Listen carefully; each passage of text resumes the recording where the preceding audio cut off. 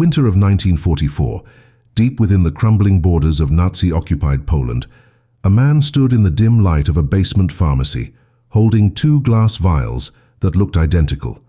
One contained morphine, the standard painkiller distributed to wounded SS officers across the Eastern Front. The other held something far more sinister, a concentrated serum derived from the venom of the European adder, a snake whose bite could turn blood into fire beneath the skin. The pharmacist's hands did not tremble as he placed the venomous vial into a shipment crate marked for a field hospital in Krakow. His name was Viktor Dankevych, a 42-year-old Ukrainian whose entire family had been erased from existence 6 months earlier in a mass execution outside Lviv. What the Nazis did not know, what they could never have suspected, was that the quiet man who filled their prescriptions had become something far more dangerous than a resistance fighter with a gun. He had become their silent executioner, and his weapon was knowledge itself. Before the war turned Viktor's world into ash, he had been an ordinary man living an ordinary life in what seemed like an ordinary time. He ran a small apothecary in the Jewish quarter of Lviv, a shop passed down through 3 generations of Dankevych pharmacists, where locals came for remedies, and where Viktor's reputation for precision had earned him respect across the city. His wife Miriam was a schoolteacher who taught children to read in 3 languages. His daughter Leah, only 8 years old, had her mother's eyes and her father's careful hands. They lived above the pharmacy in rooms that smelled of dried herbs and old books, where dinner conversations revolved around Leah's studies and whether they should expand the shop to the corner building. Viktor's life was measured in mortar and pestle, in carefully balanced formulas, in the satisfaction of healing. He believed in the absolute power of precision, that every grain of powder mattered, that chemistry followed rules that could not be broken. He believed the world operated on similar principles of order and reason. He was catastrophically wrong. The invasion came like a disease, first as rumors, then as distant explosions, then as boots in the streets and new flags bearing symbols that looked like broken crosses. Within weeks, the rules changed in ways that defied Viktor's understanding of human decency. Signs appeared on shop windows, lists of names were posted on walls. His neighbors began to disappear. First one family, then another, then entire blocks emptied overnight like someone had come through with a broom. Viktor and his family were forced from their home above the pharmacy and relocated to a cramped ghetto where thousands were pressed into spaces meant for hundreds. The pharmacy was seized and given to a German administrator who knew nothing about medicine but everything about following orders. Viktor was permitted to continue working there, not out of mercy, but because the German army needed someone who actually understood which pills did what. He became invisible labor, a set of skilled hands attached to a body the Nazis considered subhuman. They did not see him as dangerous because they did not see him as human enough to pose a threat. The extermination order came on a Tuesday morning in June of 1943, delivered with the bureaucratic efficiency that characterized the Nazi machinery of death. The entire ghetto was to be liquidated within 48 hours. Viktor was at the pharmacy when he heard the gunfire begin, a sound like firecrackers that grew into a sustained roar that echoed off the medieval buildings of Lviv. He ran through streets turned into killing zones, past bodies that had not yet stopped moving, past soldiers who laughed as they reloaded. He found his building reduced to a burning shell. He found his wife and daughter in a mass grave on the outskirts of the city, recognized only by the blue scarf Miriam had been wearing that morning, the one Leah had given her for her birthday. Viktor did not scream. He did not collapse. Something inside him crystallized into a structure, harder than diamond and far more dangerous. When an SS officer found him wandering near the gravesite and demanded to know why he was not at his workstation, Viktor simply nodded and returned to the pharmacy. But the man who returned was no longer the same man who had left. The German administrators never suspected that Viktor had begun his own quiet war. They needed him too badly. The Eastern Front was a meat grinder, consuming soldiers at rates that defied comprehension, and field hospitals required constant supplies of painkillers, antibiotics, and sedatives. Viktor had access to all of it, and more importantly, he had knowledge of chemistry that his overseers lacked. He began small, replacing 10% of a morphine shipment with a mild emetic that would cause vomiting, but nothing fatal. He watched and waited. No one noticed. The system was too chaotic, too overwhelmed. A few sick soldiers were simply attributed to bad food or stress. Emboldened, Viktor began to study the pharmacopoeia with new eyes, not as a healer, but as an architect of suffering. He researched compounds that would amplify pain rather than diminish it. He experimented with ratios and delivery methods. And then he remembered a paper he had read years ago about the venom of Vipera berus, the common European adder, and how its hemotoxic properties could be stabilized in solution.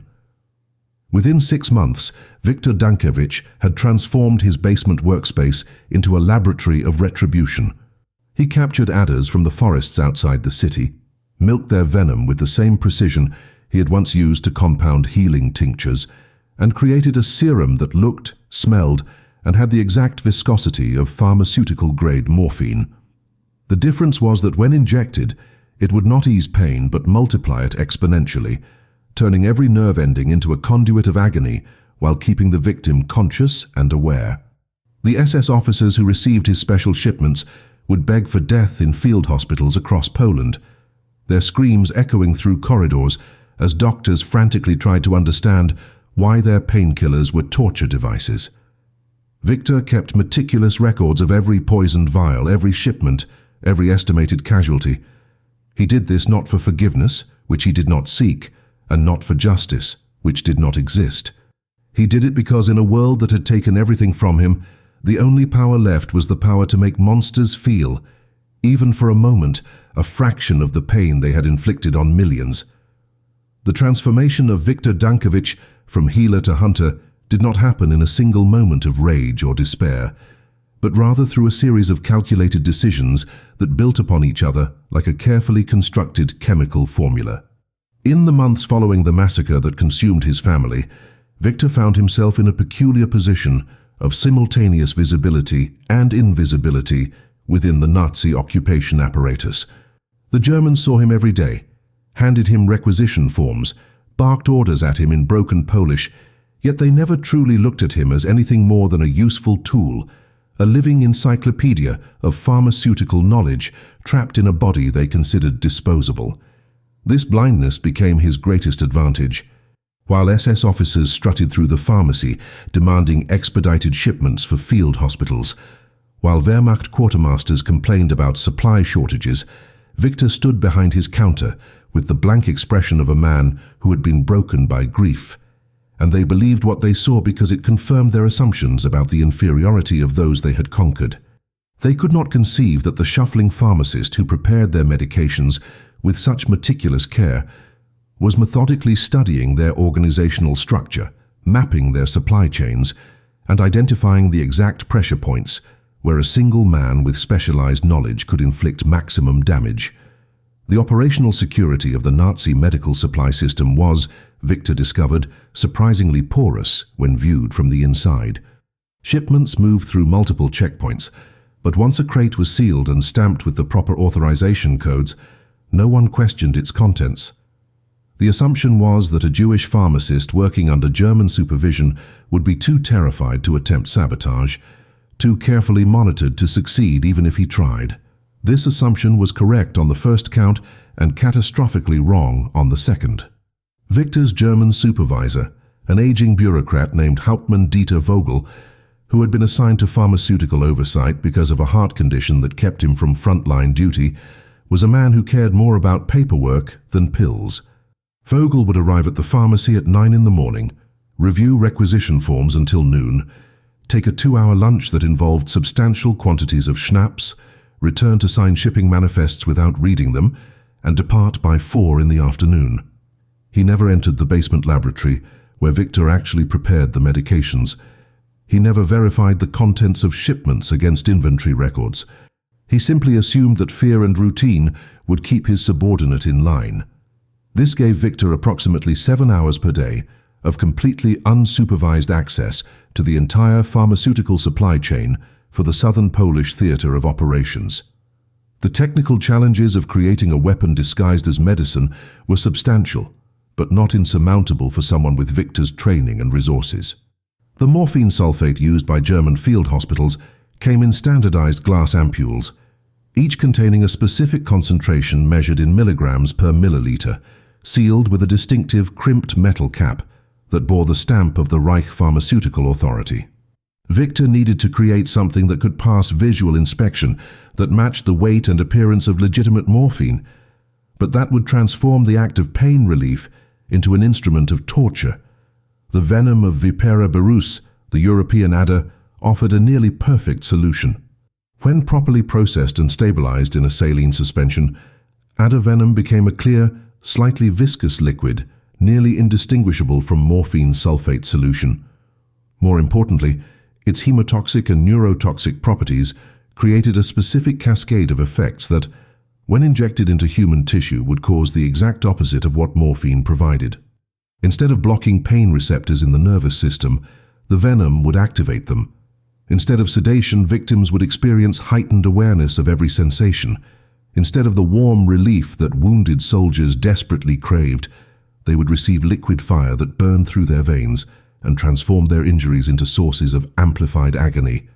The first test shipment left the Lviv pharmacy in late September of 1943, destined for a field hospital serving the 4th Panzer Army near Zhytomyr. Viktor had replaced exactly 12 ampules in a crate of 200, a ratio calculated to cause maximum confusion while minimizing the chance of immediate detection. If every ampule were poisoned, doctors would quickly realize something was systematically wrong with the shipment. But 12 contaminated doses scattered among 188 legitimate ones would create a pattern that looked random, that could be attributed to contamination during manufacturing, storage problems, or any number of other explanations that did not point directly to deliberate sabotage. Viktor sealed the crate himself, applied the proper stamps and shipping labels, and watched as German soldiers loaded it onto a truck without a second glance. For 3 weeks, he heard nothing, and the silence gnawed at him with the possibility that his work had failed, that the venom had degraded during transport, that somehow his calculations had been wrong. Then the first reports began to filter back through the administrative channels, coded in the dry language of military bureaucracy, but unmistakable in their implications. Field Hospital 14 had reported unusual adverse reactions to morphine administration in 12 patients over a 2-week period, the memo stated, with symptoms including extreme pain response, cardiovascular distress, tissue necrosis at injection sites, and in 3 cases, death from what appeared to be anaphylactic shock. An investigation into pharmaceutical quality control was recommended. Viktor read the memo twice, committed the numbers to memory, then burned it in the basement furnace as he had been instructed to do with all administrative documents after processing. 12 patients, 12 ampules, a perfect match. 3 deaths meant 9 had survived the initial injection, which meant 9 SS officers had experienced something they had never felt before in their service to the Reich. True helplessness in the face of suffering, the kind of agony they had inflicted on countless others but never imagined could be visited upon them. Viktor felt no satisfaction, no sense of triumph. He felt only a cold mechanical certainty that his method worked, that he had created a weapon that could operate within the enemy's own logistics system, and that he had barely begun. The success of the first contaminated shipment presented Viktor with a dilemma that would have paralyzed a man less consumed by purpose: how to escalate his operation without triggering a full investigation that would expose him and end his work before it could truly begin. The Nazi bureaucracy, for all its brutality, was capable of meticulous organization when sufficiently motivated, and a pattern of poisoned medications could provoke the kind of systematic audit that would trace every shipment back to its source. Viktor understood that he was operating in a narrow window between effectiveness and detection, that every contaminated ampule increased both his impact and his risk. He needed to think not as a pharmacist, but as a strategist to understand the psychology of his enemy well enough to exploit the gaps in their logic. The key insight came from an unexpected source, a conversation he overheard between 2 Wehrmacht medical officers who had stopped at the pharmacy to collect a rush order of sulfur drugs. They were discussing the chaos of the Eastern Front supply system, how materials went missing constantly, how shipments arrived damaged or incomplete, how the sheer volume of casualties made precise record-keeping nearly impossible. One officer complained that he had received bandages soaked in oil instead of the antiseptic solution he had ordered, clearly a packing error at some depot hundreds of kilometers away. The other laughed and said this was typical, that you learned to work with whatever arrived because complaining up the chain accomplished nothing except attracting unwanted attention from officers looking for someone to blame. This conversation revealed the critical weakness Viktor needed to exploit. The Nazi military medical system was drowning in its own logistical complexity, and frontline personnel had learned to treat supply problems as routine annoyances rather than indicators of sabotage. If Viktor spread his contaminated shipments across multiple field hospitals, varied the quantities and timing, and ensured that legitimate medications vastly outnumbered poisoned ones, the pattern would dissolve into background noise. Each incident would be treated as an isolated quality control failure, investigated locally, and then forgotten as doctors moved on to the next crisis. The system was too overwhelmed to connect scattered data points across hundreds of kilometers of front line. Viktor began to map the entire southern supply network, using requisition forms and shipping manifests to identify which field hospitals served which units, how often they ordered morphine, and which routes the shipments traveled. He created a mental database of targets, a rotation schedule that would ensure no single location received contaminated ampules more than once every 2 months. He calculated ratios based on hospital size. Larger facilities could absorb more poison doses without triggering alarms, while smaller forward aid stations required more conservative numbers. By November of 1943, Viktor had expanded his Venom production operation to industrial scale, or at least as industrial as one man working in a basement could achieve. He had identified 3 abandoned buildings in the ruins of the former Jewish quarter, where he could safely capture and house adders during the brief periods before processing their venom. The snakes were surprisingly abundant in the overgrown lots and collapsed structures that the Nazis had cleared of people but left otherwise untouched, as if even nature was reclaiming spaces where humans had been exterminated. Viktor would venture out before dawn, wearing heavy gloves and carrying a modified pharmacy bag, to collect specimens that he would transport back to his laboratory in sealed containers. The extraction process was delicate and time-consuming. Each snake could provide only tiny quantities of venom, requiring Viktor to maintain a rotating population of specimens that he would milk, rest, and milk again on a carefully timed schedule. He adapted equipment from the pharmacy itself, using modified syringes and collection vials, working by candlelight to avoid drawing attention from patrols that occasionally swept the area.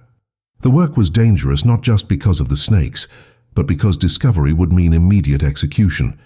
Yet Viktor found a strange peace in the repetitive motions, the scientific precision required to transform living venom into stabilized serum. The processing technique Viktor developed was born from years of pharmaceutical training combined with desperate innovation. Adder venom in its raw form was too unstable for his purposes, breaking down rapidly at room temperature and losing potency within hours of extraction. He needed to create a formula that would remain active through weeks of storage and transportation, that would survive the temperature fluctuations of military supply chains, that would retain its chemical properties until the moment of injection. Through trial and error, using expired medications from the pharmacy's back inventory as test substrates, Viktor discovered that mixing the venom with a specific ratio of saline solution, trace amounts of albumin to stabilize the proteins, and a carefully measured quantity of sodium citrate as a preservative, created a serum that could remain viable for up to 6 weeks. He tested his batches on tissue samples, on laboratory mice he trapped in the pharmacy's storage room, and finally on himself in controlled microdoses to verify that the pain response matched his theoretical projections. The self-experimentation left him with a deep understanding of exactly what he was inflicting on his targets, a sensation he described in his hidden journal as feeling like every cell in the affected area was being simultaneously crushed and burned, a pain so all-consuming that it erased every other thought and reduced consciousness to pure suffering. By the end of 1943, Viktor Dankevych had successfully contaminated 27 separate shipments across 14 different field hospitals, replacing a total of 143 morphine ampules with his Venom serum. He kept no written records of his sabotage, instead maintaining a mental tally that he reviewed each night before allowing himself 3 hours of sleep. The mathematics of his quiet war were precise, assuming each contaminated ampule was used on a different patient and estimating a 30% fatality rate based on the limited feedback he received through administrative channels. Viktor calculated he had killed approximately 43 SS and Wehrmacht personnel and caused severe suffering to exactly 100 others. These numbers should have felt like justice, like meaningful resistance against a genocidal regime. Instead, they felt like drops of water against an ocean of blood, utterly inadequate, measured against the millions the Nazis had murdered, including the 2 people who had been his entire world. But Viktor continued because continuation was the only option left to him, because stopping would mean admitting that his work was meaningless, and because deep in the basement of a stolen pharmacy in occupied Poland, making monsters scream was the only prayer he had left. The winter of 1944 brought both increased opportunity and existential danger to Viktor's operation, as the Eastern Front began to collapse under the weight of Soviet counteroffensives that pushed the Wehrmacht into chaotic retreat. The German military medical system, already strained beyond capacity, descended into complete disorder as field hospitals were hastily evacuated, supply depots abandoned, and entire logistics networks severed by rapidly advancing Red Army units. For Viktor, this chaos was paradoxically perfect. Requisition orders flooded into the Lviv pharmacy at triple the previous rate, as desperate medical officers scrambled to stockpile supplies before evacuation routes closed completely. Hauptmann Vogel, his nominal supervisor, had become little more than a rubber stamp, signing manifests without even pretending to review them, as he spent most of his time planning his own escape westward. The pharmacy's basement became a factory of death working at maximum output, with Viktor preparing contaminated shipments during marathon sessions that lasted 18 to 20 hours, sustained only by stolen amphetamines from the pharmacy's inventory, and the crystalline focus that came from knowing his window of operation was rapidly closing.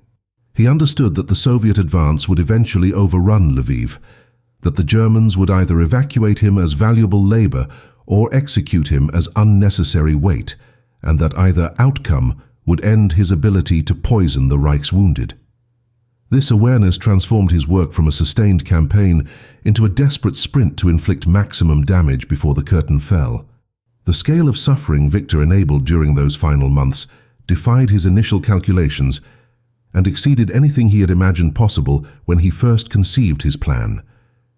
He was now contaminating shipments at a ratio of 1 poisoned ampule for every 8 legitimate ones, a drastically increased percentage that he knew elevated his risk of detection, but which seemed justified given the collapsing timeline.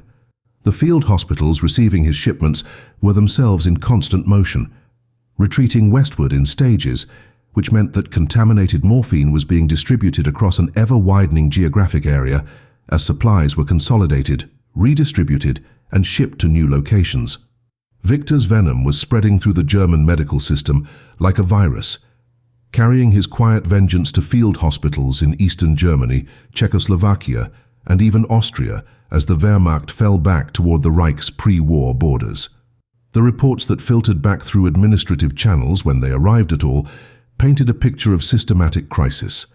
Multiple hospitals reporting adverse reactions to morphine, doctors questioning whether an entire production batch had been contaminated at the source, medical officers demanding investigations that were immediately deprioritized because the army had more pressing concerns than pharmaceutical quality control while lossy.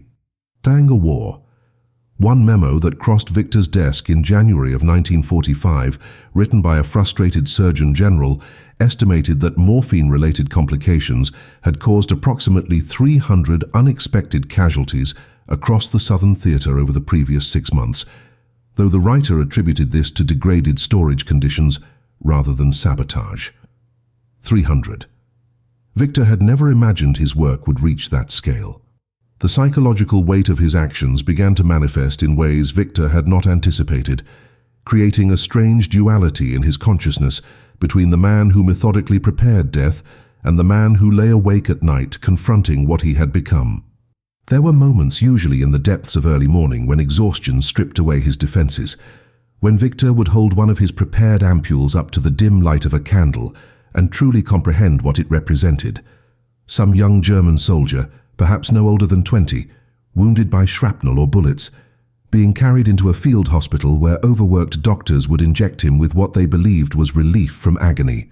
The soldier would have a mother somewhere, maybe siblings, perhaps a sweetheart waiting for letters that would eventually stop coming. In the abstract mathematics of war, this soldier was the enemy, a component of the machine that had murdered Viktor's family and millions of others. But in the specific reality of that moment of injection, he was simply a human being whose suffering would be multiplied beyond measure by Viktor's careful chemistry. These thoughts did not stop Viktor from preparing the next batch, or the one after that, but they left him with a hollowness that felt like his soul had been excavated and replaced with something harder and colder. He understood that he had crossed a threshold that separated the person he had been from the person he had become, and that no amount of justice or revenge could carry him back across that line. He was damned, not by the morality of his targets, but by the simple act of choosing to inflict suffering as a weapon, and he accepted this damnation as the price of his resistance. The closest Viktor came to discovery occurred in early February of 1945, when a new officer arrived at the pharmacy to conduct what he called a routine supply audit. Oberleutnant Klaus Richter was young, ambitious, and possessed the dangerous quality of actually caring about procedural compliance in an organization that had largely abandoned such concerns in favor of survival. Richter spent 3 days reviewing inventory records, comparing shipping manifests against requisition orders, physically counting ampules in storage, and asking pointed questions about discrepancies that Vogel had never noticed or cared about. Viktor maintained his persona of the broken, obedient subordinate, answering questions in monosyllables, moving through the pharmacy with the shuffling gait of someone who had been psychologically destroyed. He showed Richter the basement laboratory, the preparation area, the storage facilities, all while his heart hammered against his ribs with the knowledge that a single misplaced vial, one contaminated ampule left in the wrong location, would expose everything. Richter examined the morphine supply with particular attention, holding ampules up to the light, checking seals, even going so far as to open one and smell its contents. Viktor stood 2 meters away, calculating whether he could reach the scalpel on the nearby preparation table before Richter could draw his sidearm, whether he could kill the officer quietly enough to avoid attracting the guards stationed outside, whether he had the physical capability to murder another human being with his hands, even if the opportunity presented itself. But Richter eventually set down the ampule, made some notations in his inspection log, and declared the pharmacy's operations satisfactory within acceptable tolerances given current wartime conditions. He never knew how close he had come to finding evidence that would have led to Viktor's execution and the exposure of the most successful act of individual sabotage in the entire Polish resistance. The end of Viktor's operation came not through discovery but through evacuation, as the Soviet advance finally reached the outskirts of Lviv in mid-February of 1945. The German authorities ordered the pharmacy stripped of all valuable supplies and equipment to be transported westward, with Viktor designated for relocation to a facility in Krakow, where his pharmaceutical expertise would continue to serve the Reich's collapsing war effort. He was given 4 hours to pack essential materials and prepare for departure, under guard by 2 Wehrmacht soldiers who seemed far more concerned about their own survival than about monitoring a middle-aged pharmacist. Those 4 hours represented Viktor's final opportunity to amplify his work, and he approached the task with the focused intensity of a man who understood he would never have another chance. He prepared a final batch of contaminated ampules, his largest yet, replacing morphine in every single crate scheduled for evacuation. 57 vials of concentrated venom distributed across multiple containers, each one a small bomb of suffering that would detonate in some unknown field hospital days or weeks in the future. Viktor packed them himself, sealed the crates, applied the shipping labels, and then watched as German soldiers loaded his final gift to the Reich onto trucks that would carry his vengeance deeper into the heart of the dying Nazi empire. As the convoy prepared to depart Lviv, Viktor took one last look at the pharmacy where he had transformed himself from healer to hunter, and he felt nothing at all. The relocation to Krakow should have marked the end of Viktor's ability to wage his private war. But the final months of the Third Reich created conditions so anarchic that a man with his specific skills could continue operating in the chaos like a ghost moving through collapsing architecture. The pharmaceutical facility in Krakow was less a functioning operation than a desperate salvage effort, cobbled together from evacuated supplies, staffed by a rotating cast of personnel who arrived one week and disappeared the next as units were redeployed or simply deserted. Viktor was assigned to a basement workspace that felt like an echo of his Lviv laboratory, given access to stockpiles of medications that had been consolidated from a dozen different sources and essentially left unsupervised because the skeleton crew of German administrators had far more immediate concerns than monitoring a pharmacist's daily activities. The facility's commanding officer, a captain named Ernst Weber, who had been wounded at Stalingrad and reassigned to logistics duty, visited the basement exactly once to confirm Viktor understood his duties, then never returned. This abandonment was both a blessing and a revelation. Viktor realized that in the death throes of the Nazi regime, he had become functionally invisible, a piece of bureaucratic flotsam that the system was too disorganized to properly control, but too desperate to eliminate. He began his work again within 48 hours of arrival, this time with even fewer constraints than before. The morphine supply in Krakow came from sources across the fragmenting Reich, consolidated shipments that represented the last dregs of a medical logistics network that had once spanned a continent. Viktor discovered crates bearing labels from facilities in Berlin, Vienna, Budapest, even some marked with French pharmaceutical stamps that suggested they had been looted from occupied territories years earlier. This geographic diversity meant that any contamination Viktor introduced would scatter across an unpredictable network of destinations, impossible to trace back to a single source. He adapted his technique to the new environment, working faster and with less caution, because the endgame was obvious. The war was ending, the Reich was collapsing, and whether Viktor was discovered next week or next month mattered less than maximizing his impact during whatever time remained. He established a production rhythm that allowed him to process venom and prepare contaminated ampules during night shifts when the facility was virtually abandoned, storing his work among legitimate supplies in a system so chaotic that inventory control had become purely theoretical. The adders he needed were harder to find in urban Krakow than they had been in the ruins of Lviv, but Viktor discovered a surprising population living in the overgrown gardens of abandoned estates in the city's outskirts, properties whose owners had either fled westward or been killed in the general carnage. What Viktor did not know, could not have known during those final months, was the full scope of what his contaminated morphine was accomplishing across the disintegrating German medical infrastructure. The 57 ampules he had prepared during his last hours in Lviv had been distributed to field hospitals in Breslau, Dresden, and Prague, arriving just as these facilities were being overwhelmed by casualties from desperate defensive battles. The additional hundreds of ampules Viktor prepared in Krakow between February and April of 1945 found their way into a medical system that had descended into complete dysfunction, where supplies were being redistributed almost randomly as hospitals evacuated ahead of advancing Allied forces. A single contaminated shipment from Krakow ended up in a converted schoolhouse serving as a field hospital outside Berlin, where it was used on wounded SS officers from the Nordland division during the final battle for the Reich's capital.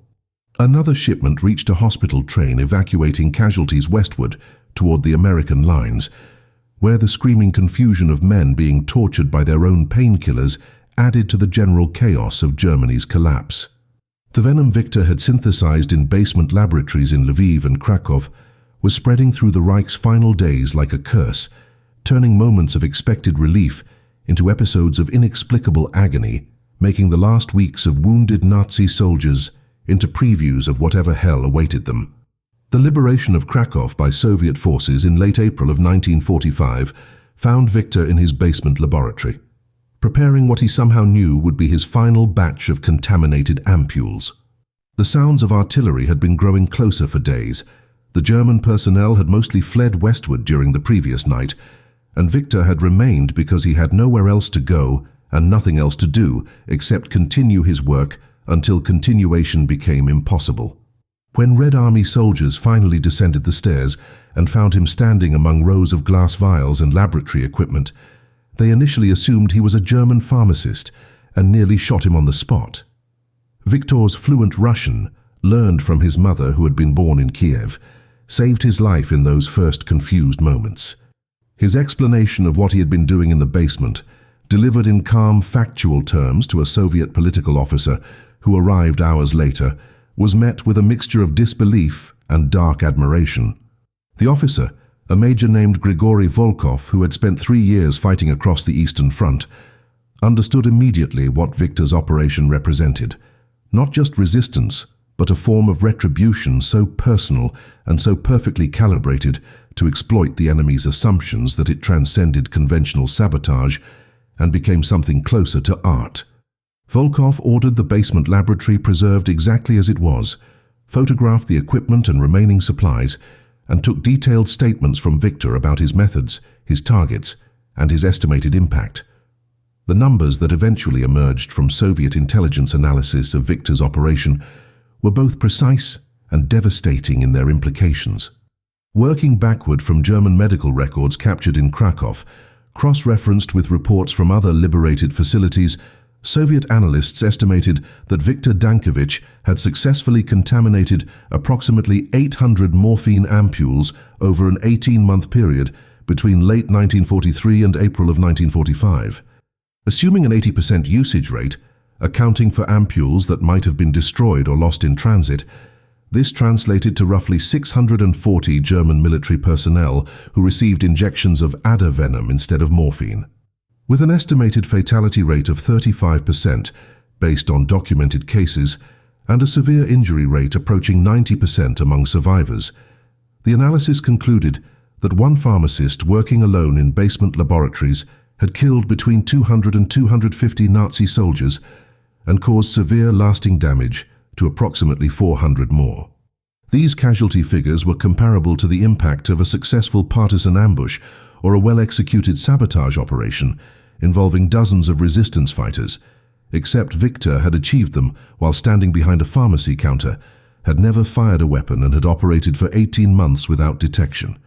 The Soviet report, classified and filed in Moscow's military archives, described Viktor Dankevych's operation with clinical precision, but noted in its conclusion that the psychological dimension of his work, the transformation of healing into torture, the weaponization of trust itself, represented a form of resistance that was perhaps more devastating than the raw numbers suggested, because it had turned the Nazis' own medical system into an instrument of their suffering. The immediate aftermath of liberation left Viktor in a peculiar state of suspension, alive but unmoored from any recognizable future, free but uncertain what freedom meant for a man who had spent 18 months transforming himself into a living weapon. The Soviet authorities who now controlled Krakow were initially unsure what to do with him, cycling through various proposals that ranged from recruiting him for intelligence work to prosecuting him for collaboration based on his employment under German supervision. Major Volkov became something of an unofficial advocate, arguing that Viktor's operation represented exactly the kind of resourceful resistance the Soviet Union celebrated in its propaganda, though he acknowledged the methods were too dark and too individualistic to ever be publicly promoted. Viktor himself seemed indifferent to these bureaucratic deliberations, spending his days in a small room above a bakery that the Soviets had requisitioned for displaced persons, staring at walls and sleeping 12 to 14 hours at a time, as if his body was finally acknowledging the exhaustion he had suppressed for years.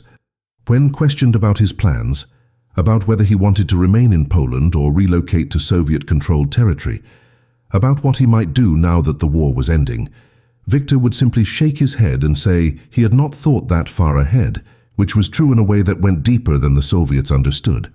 He had never expected to survive his operation, had built no mental architecture for a future beyond the work, And now that the work was finished, he discovered he had become a man without purpose or desire. The full realization of what Viktor had accomplished began to crystallize only when Soviet military intelligence started correlating German medical records with his documented contamination schedule, a process that took months and revealed patterns that shocked even hardened Red Army officers. Field hospitals across the former Eastern Territories had reported mysterious morphine reactions throughout 1944 and early 45, but these reports had been scattered across dozens of facilities and filed in different administrative systems, never aggregated into a comprehensive picture. When Soviet analysts assembled the complete data set, they found themselves looking at a map of suffering that stretched from Poland to Austria, from Czechoslovakia to the outskirts of Berlin, a geographic distribution that seemed impossible for a single individual operating from basement laboratories.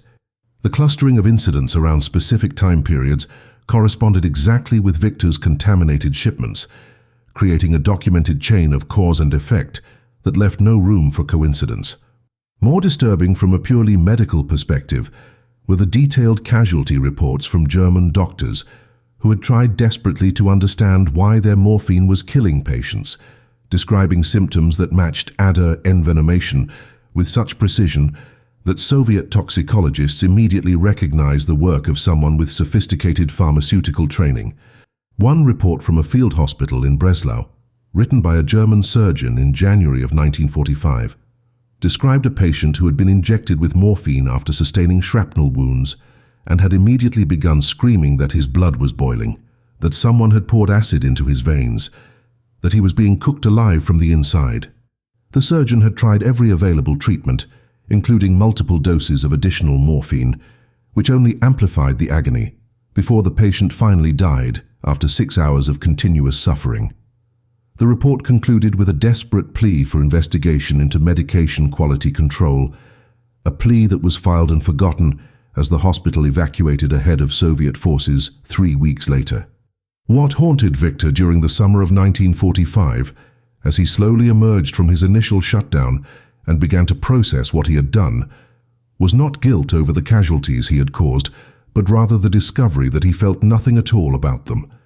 He had expected to feel satisfaction, or at least closure, the sense that he had achieved some measure of justice for Miriam and Leah and the countless others the Nazis had murdered.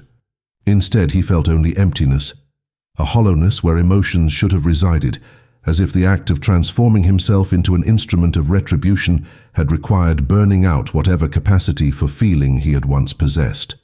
A Soviet psychiatrist who interviewed him in June as part of a study on resistance survivors noted in his report that Viktor displayed classic symptoms of profound dissociation, describing his own actions in the detached tone of someone recounting a technical procedure rather than a campaign of deliberately inflicted suffering. When asked directly whether he regretted what he had done, Viktor thought for a long moment before answering that regret implied a choice, and he was not certain he had ever really chosen anything after the moment he found his family in that mass grave. Everything that followed had been less a decision than an inevitable chemical reaction, one substance mixing with another to produce a predetermined result. The psychiatrist found this response deeply unsettling and recommended ongoing observation, but the recommendation was filed alongside thousands of other post-war reports and never acted upon. The Soviet government ultimately decided to resettle Viktor in Kiev, his mother's birthplace, with a small pension and a fabricated employment history that described him as a pharmaceutical worker who had served the Red Army during the occupation. This fiction was necessary because the truth of Viktor's operation was too complicated for the Soviet narrative of wartime resistance, which preferred stories of heroic partisans fighting in forests rather than quiet pharmacists committing acts of calculated biological warfare. Viktor accepted the relocation without protest and spent the next several years working in a civilian pharmacy, filling prescriptions for antibiotics and heart medication, living in a modest apartment that he shared with no one. His neighbors knew him as a polite but remote man who kept to himself, who never spoke about the war unless directly asked, and even then provided only the barest details. He joined no social organizations, formed no close friendships, and showed no interest in remarriage despite well-meaning attempts by local matchmakers to set him up with war widows. On the surface, Viktor Dankevych had successfully reintegrated into civilian life, becoming another anonymous figure in a Soviet city full of people trying to forget the horrors of the previous decade. But those who knew him well, and there were very few, could see that he remained fundamentally absent, that the man who moved through Kiev's streets and operated the mortar and pestle in his pharmacy was essentially a ghost, a consciousness inhabiting a body but not truly present in the world. The one behavior that marked Viktor as different from other war survivors was his absolute refusal to work with any form of pain medication, a restriction he insisted upon when accepting his post-war pharmacy position, and which he maintained with inflexible determination throughout his remaining years. He would compound antibiotics, prepare cardiac medications, mix cough syrups and digestive remedies, but he would not touch morphine or any of its derivatives, would not even remain in the room when another pharmacist prepared such medications. When his supervisor questioned this restriction, Viktor explained simply that he had developed a severe allergic sensitivity during the war and could not risk exposure, a lie that was accepted because no one had any reason to doubt it. The truth, which Viktor articulated only once in a letter he wrote but never sent to Major Volkov, was that he could not bear to prepare substances meant to ease suffering because his hands retained the muscle memory of weaponizing relief, and he no longer trusted himself to maintain the distinction between healing and harm. The letter, found among Viktor's possessions after his death, contained a single sentence that revealed more than all the Soviet psychiatrists' reports combined. He had written that every time he looked at a vial of clear liquid, he saw not medicine, but the crystallized form of his own damnation, and he would not inflict that vision on anyone else, not even those who deserved their pain. The full magnitude of Viktor Dankevych's operation remained hidden from public knowledge for decades, buried in classified Soviet archives alongside thousands of other wartime operations deemed too sensitive or too morally ambiguous for official histories.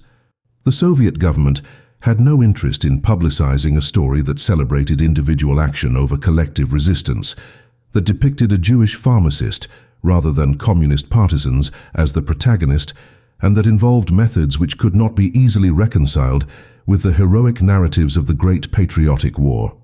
Viktor himself never spoke publicly about his wartime activities, maintaining the fiction of his fabricated employment history even when interviewed in the 1960s by researchers documenting civilian experiences during the Nazi occupation.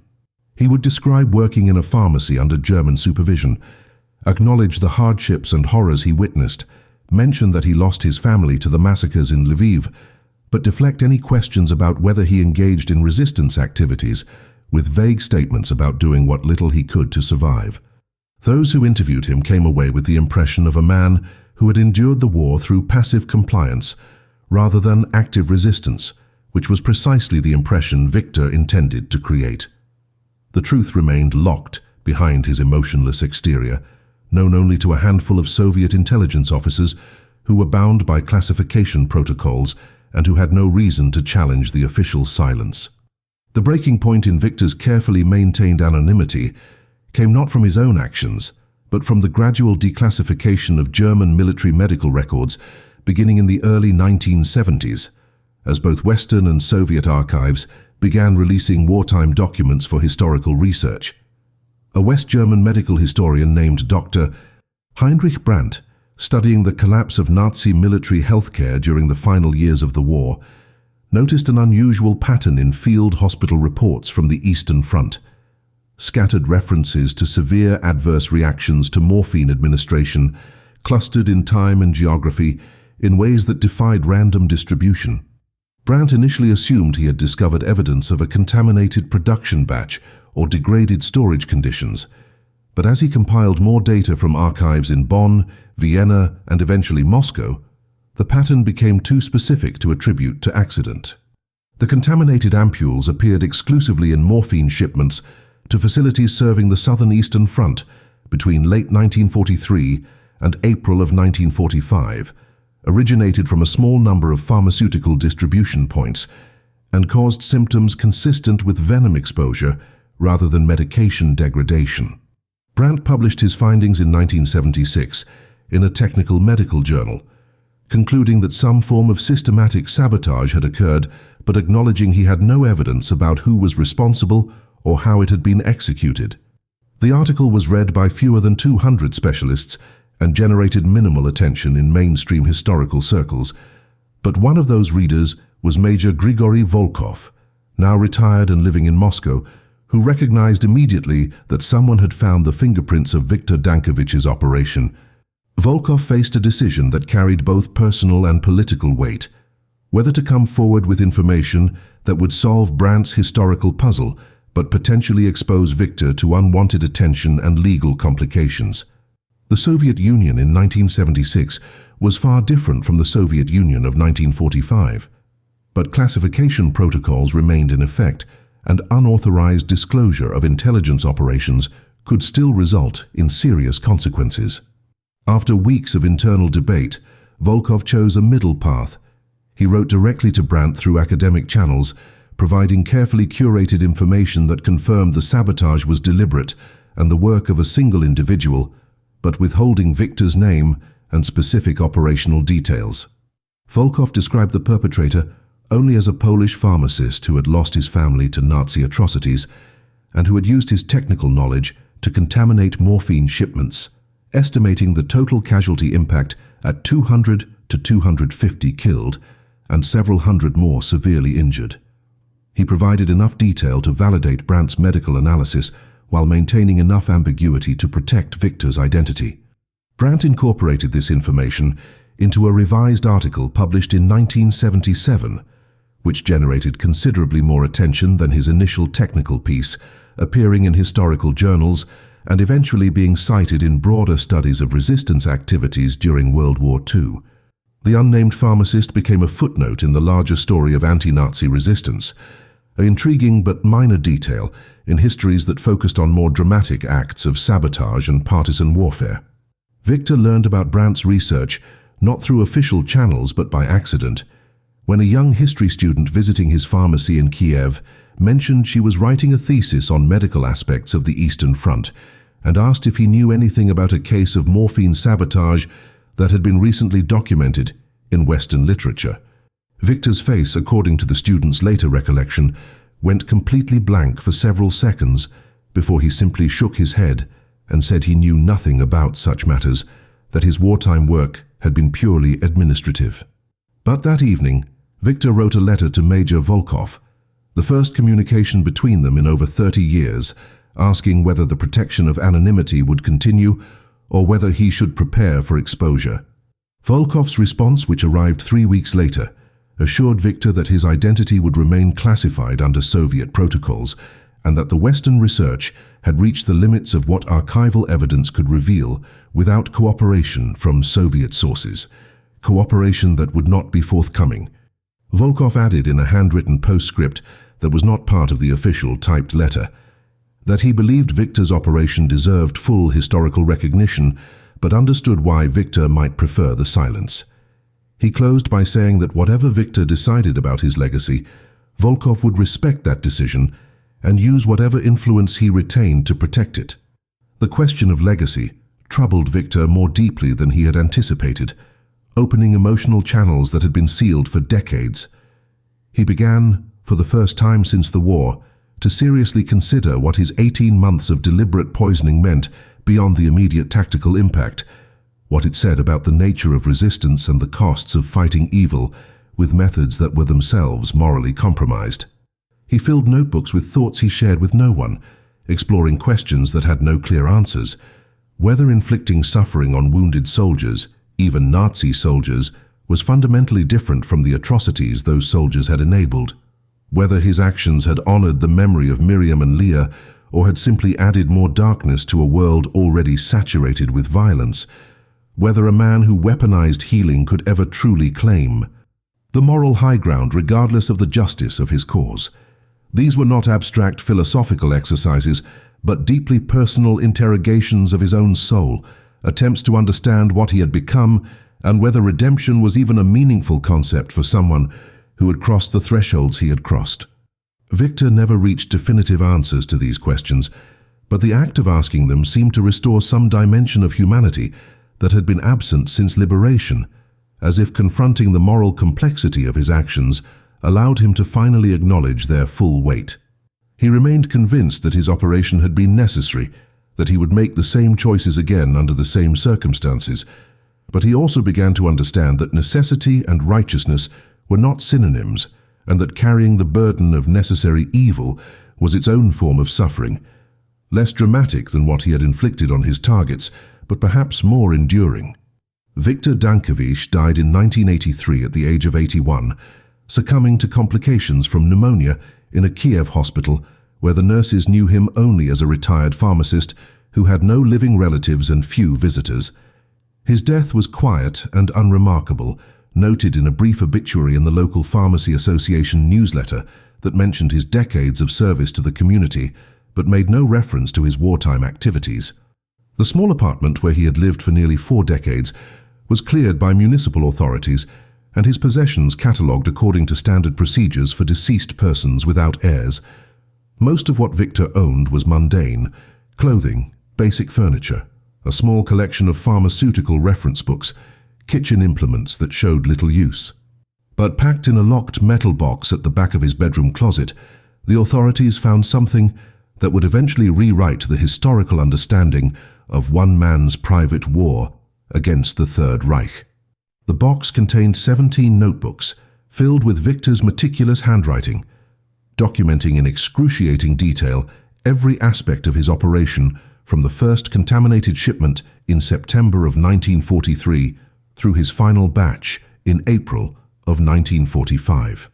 There were technical notes on venom extraction and stabilization, shipping manifests with coded marks indicating which crates had been contaminated, maps showing the locations of field hospitals he had targeted, and most devastatingly, a day-by-day accounting of his estimated casualties, complete with calculations of dosage, projected mortality rates, and coldly rational assessments of operational effectiveness.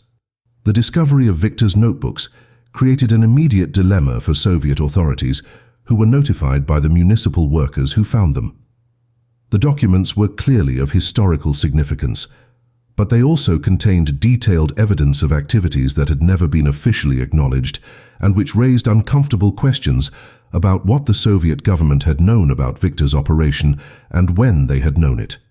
After consultation with multiple levels of bureaucracy, the decision was made to classify the notebooks and transfer them to the KGB archives in Moscow, where they joined the original intelligence reports compiled by Major Volkov in 1945.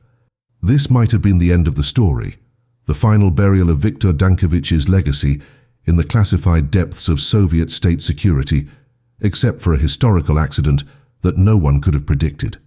When the Soviet Union collapsed in 1991, the subsequent chaos in the Russian intelligence apparatus led to partial declassification of numerous wartime archives, not through official policy, but through simple organizational breakdown, as underfunded and demoralized archivists lost the ability to maintain strict classification protocols. Viktor's notebooks were photographed by a researcher in 1993, during a brief window, when access restrictions had effectively ceased to exist, and copies began circulating among academic historians specializing in Holocaust studies and resistance movements. The publication in 1995 of a comprehensive analysis of Viktor's operation, based on his own documentation, cross-referenced with German medical records and Soviet intelligence assessments, transformed him overnight from a historical footnote into one of the most successful individual saboteurs of World War II. The numbers were staggering when presented in full context. Approximately 800 contaminated ampules distributed across 14 months, casualty estimates ranging from 247 confirmed deaths to possibly 400 when accounting for incomplete records, and documented evidence of severe injuries to at least 600 German military personnel. But even more striking than the raw statistics was the sophistication of Viktor's methodology, the way he had exploited every weakness in the Nazi medical supply system, adapted his techniques based on operational feedback, and maintained security discipline that prevented detection throughout 18 months of continuous activity. Military historians began comparing his operation to legendary sabotage missions that had involved dozens of trained operatives and extensive support networks, noting that Viktor had achieved comparable impact working entirely alone with nothing more than his pharmaceutical knowledge and access to a basement laboratory. Holocaust researchers seized on his story as an example of resistance that went beyond the traditional narratives of armed partisans or hidden children, demonstrating that even within the totalitarian control systems of Nazi occupation, individuals with specialized knowledge could wage devastating asymmetric warfare. The moral dimension of Viktor's operation sparked intense debate within academic and philosophical circles, dividing scholars between those who celebrated his actions as justified retribution against genocidal evil and those who argued that deliberately inflicting torture, regardless of the targets, represented a fundamental betrayal of medical ethics that could not be excused even by the extremity of the circumstances. Medical ethicists pointed out that Viktor had violated the foundational principle of his profession, the Hippocratic commitment to do no harm, transforming instruments of healing into weapons of suffering in ways that echoed the very atrocities committed by Nazi doctors in concentration camps. They argued that fighting monsters by becoming monstrous was not victory but surrender, that the moral high ground could not be claimed through methods that differed from Nazi brutality only in scale rather than kind. Defenders countered that applying peacetime ethical frameworks to the reality of industrial genocide was itself a form of moral blindness, that Viktor had been forced into an impossible situation where conventional resistance was unavailable and passive acceptance meant complicity in his own destruction. They emphasized that his targets were not civilian populations or random victims, but armed members of a military organization actively engaged in crimes against humanity, and that sabotaging enemy medical capabilities was a legitimate act of warfare regardless of the specific methods employed. The debate remained unresolved, as such debates always do when confronting genuine moral complexity, but it ensured that Viktor's story would not fade back into obscurity. The true significance of Viktor Dankevych's operation, however, extended beyond casualty statistics or ethical arguments to something more fundamental about the nature of resistance under totalitarian systems. What Viktor had understood, perhaps intuitively rather than intellectually, was that the Nazis' greatest vulnerability was not military, but psychological. Their absolute conviction that the people they had conquered were too broken, too terrified, or too inferior to pose a real threat. This assumption created blind spots in their security apparatus, spaces where someone who appeared sufficiently defeated could operate with relative freedom, because the occupiers simply could not imagine that such a person remained dangerous. Viktor had weaponized his own apparent powerlessness, had transformed the Nazis' contempt for him into operational advantage, had used their blindness to create a campaign of retribution that struck at the intimate moment when wounded soldiers expected relief and received instead a taste of the suffering they had inflicted on millions. In doing so, he had proven that resistance was possible even in the darkest circumstances, that a single individual armed with knowledge and determination could inflict meaningful damage on a genocidal regime, and that the capacity for human agency persisted even when every external indicator suggested total domination.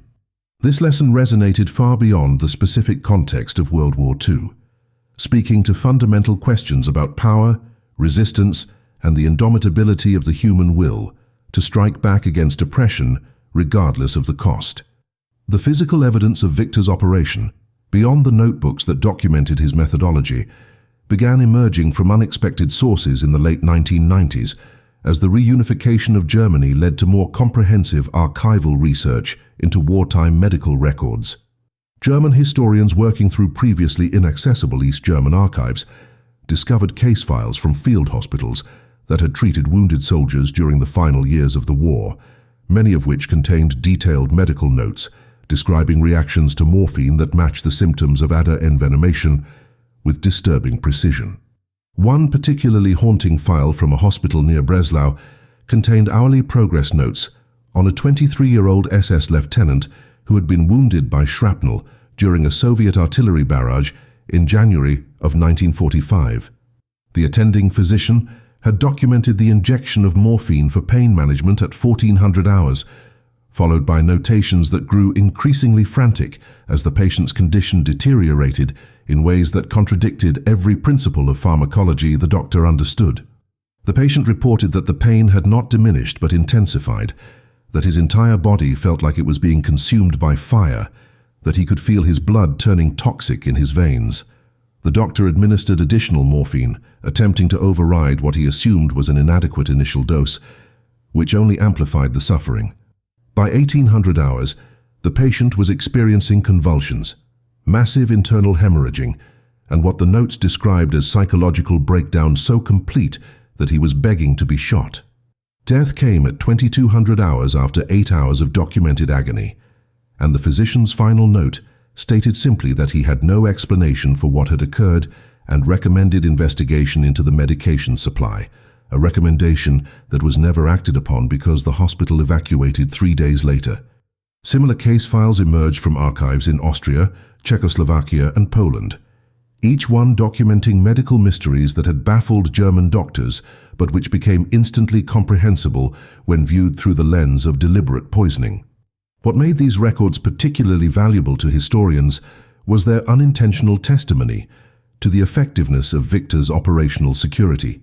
In every single case, the attending physicians attributed the adverse reactions to contaminated production batches, allergic responses, or unknown complications rather than sabotage.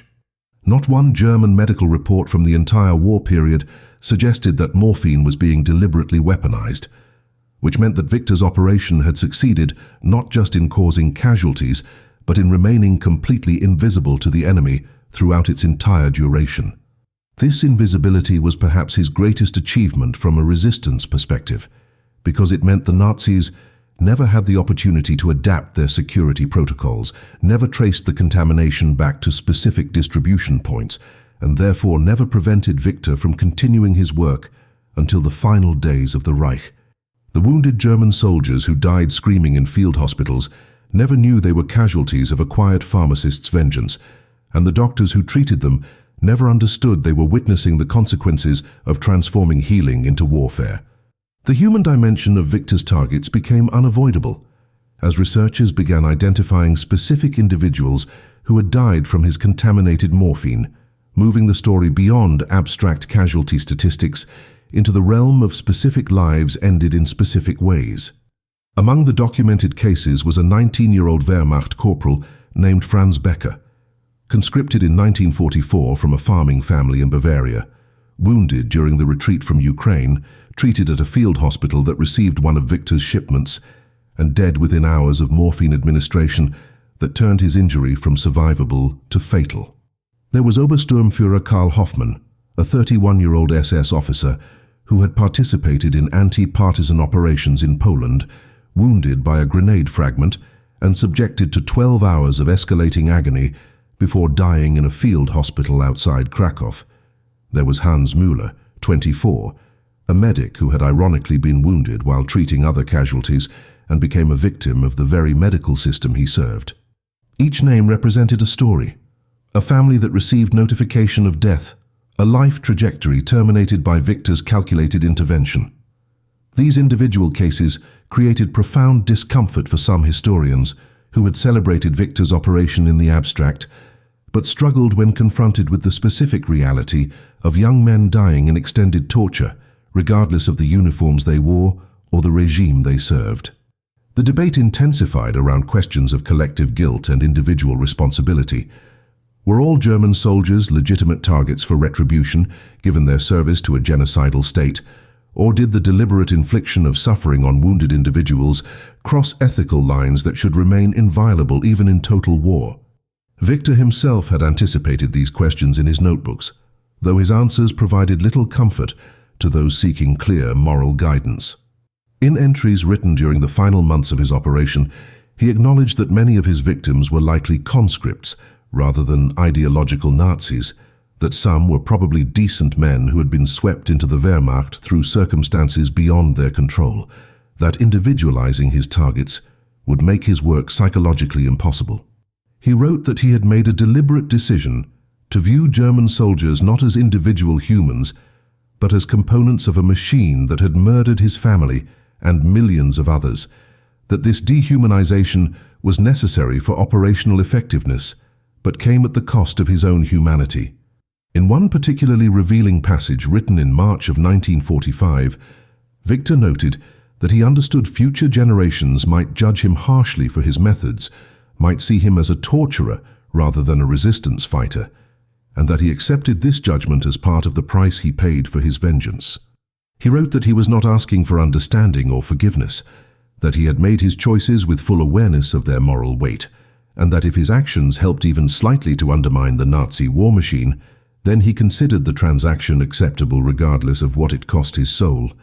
This unflinching self-awareness, the recognition that he was damning himself through his own actions, gave Viktor's story a tragic dimension that elevated it beyond simple tales of resistance heroics into something more complex and more human.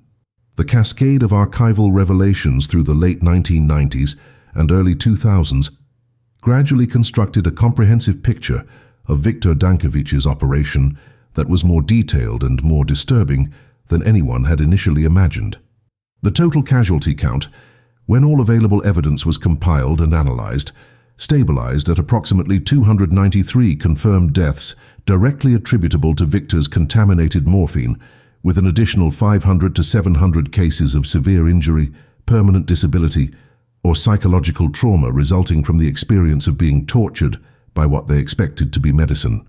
These numbers placed Viktor's solo operation among the most effective acts of individual sabotage in the entire European theater of World War II, comparable in impact to major partisan ambushes or industrial sabotage operations that involved sophisticated networks and extensive planning. The geographic spread of his impact, stretching from Poland to Austria and touching field hospitals across hundreds of kilometers of front line, demonstrated a reach that seemed impossible for one man working with minimal resources in basement laboratories. And the duration of his operation, 18 continuous months without detection, despite operating within the highly controlled environment of Nazi pharmaceutical logistics, revealed a level of operational discipline and security awareness that professional intelligence officers found remarkable. Viktor Dankevych had not just been a resistance fighter. He had been a one-man asymmetric warfare campaign operating at the intersection of medical knowledge, chemical expertise, and absolute determination forged in the furnace of personal loss. The story of Viktor Dankevych remains almost completely unknown outside specialized academic circles, absent from popular histories of World War II, and unmentioned in most comprehensive accounts of resistance movements during the Nazi occupation. This obscurity is not accidental, but rather the result of deliberate choices made by governments and institutions that found his methods too morally complicated to celebrate, too dark to fit comfortable narratives about heroic resistance against evil. The Soviet Union buried his story because it emphasized individual action over collective struggle and involved a Jewish protagonist rather than communist partisans. Western historians overlooked it because weaponizing medicine violated ethical principles that transcended wartime necessity, because torture as resistance created uncomfortable parallels with Nazi atrocities, and because acknowledging the effectiveness of such methods opened questions about the limits of acceptable warfare that remain unresolved. Viktor died anonymous and unmourned, his greatest achievement erased from history, not because it failed, but because it succeeded too well in ways that challenged foundational assumptions about the rules of civilized conflict. His notebooks, finally declassified and available in Russian state archives, document a form of resistance that history has chosen to forget precisely because remembering it forces confrontation with truths about human nature and the costs of fighting absolute evil that remain too disturbing to integrate into heroic narratives of the war. Yet Viktor Dankevych's operation speaks to something fundamental about resistance under totalitarian systems that transcends the specific context of Nazi occupation and resonates across decades into our present moment. He proved that power, no matter how absolute it appears, always contains vulnerabilities that knowledge and determination can exploit. He demonstrated that individuals retain agency even in circumstances designed to eliminate all possibility of effective resistance. that the capacity to strike back persists in the human spirit even when every external indicator suggests total domination.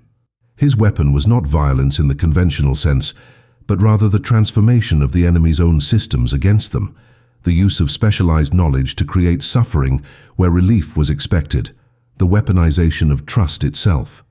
This approach to resistance, operating within the oppressor's infrastructure rather than outside it, using their assumptions and blind spots as operational advantages, remains relevant wherever totalitarian power seeks to crush human dignity and eliminate the possibility of defiance.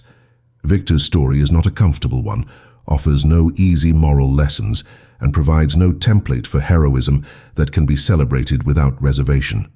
But it stands as permanent testimony that even in humanity's darkest hours, even when genocide operates with industrial efficiency, even when evil appears to have achieved complete victory, a single individual with knowledge and will can make monsters scream and prove that absolute power is always ultimately an illusion that collapses when confronted with the indomitable human refusal to submit.